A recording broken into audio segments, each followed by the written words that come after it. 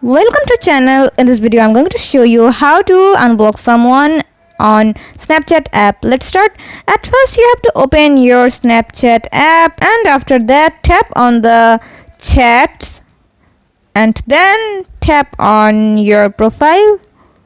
After that tap on the gear icon.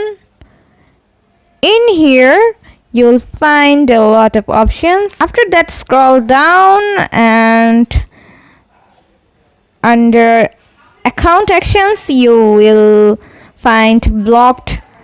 Tap on here, and in here you will find the person that you have blocked. Tap on the cross, then you can unblock the person on Snapchat app. For your confirmation, they will ask you if you're sure to unblock this person or not. If you're sure, then you can tap on yes, or if you're not, then you can tap on no.